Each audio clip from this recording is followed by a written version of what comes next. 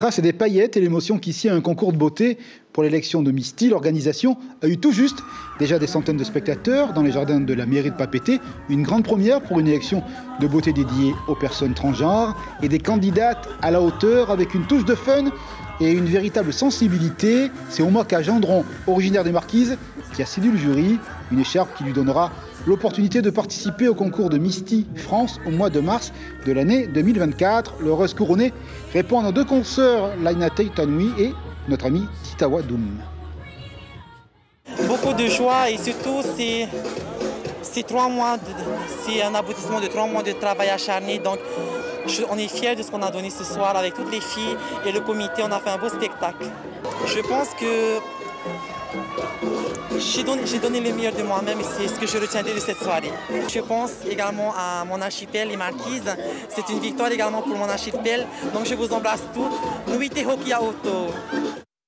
Voilà, notre reine de beauté est originaire de Nukuiva.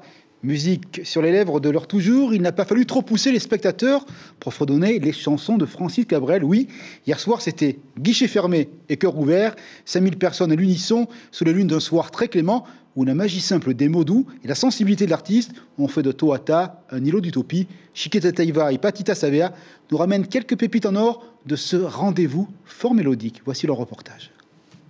Yorana, tout le monde. Oui. À toutes et à tous, merci pour votre accueil. Ravi de vous retrouver après toutes ces années. 17 ans après son premier concert sur cette même scène, Francis Cabrel fait salle comble à Toata. On y vit en famille ou en couple ravivé des souvenirs marqués par ses chansons d'amour. Elle n'en sort plus de ta mémoire.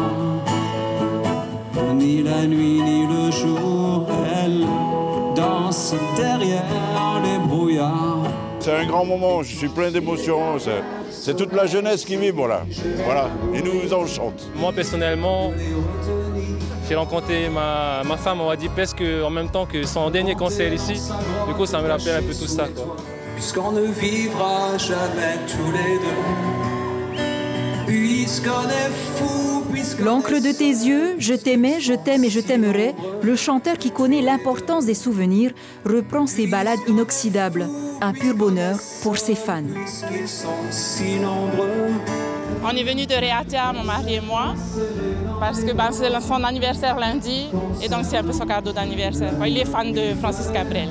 Mon papa et mon frère sont fans aussi de Cabrel, et donc toute notre enfance, on a été bercés par ces morceaux.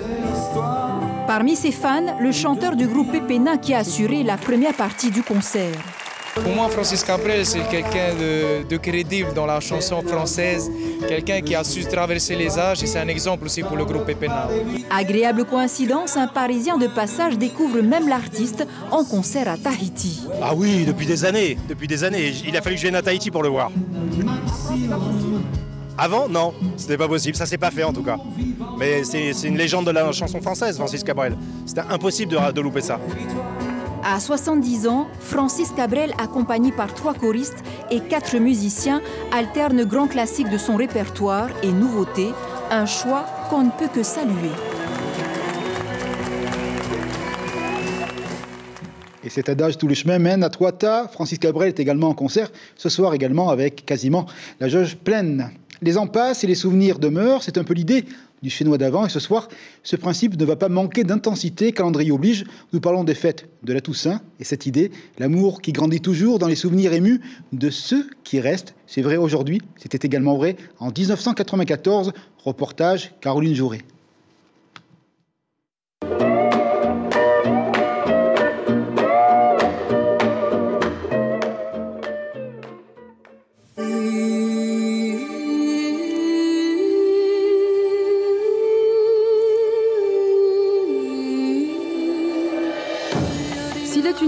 En Polynésie française, où les fleurs sont absolument indispensables et recherchées tant en quantité qu'en variété, c'est bien la Toussaint.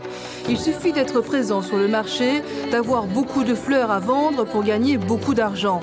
Nombreux sont ceux qui s'improvisent horticulteurs en prévision de cette très forte demande.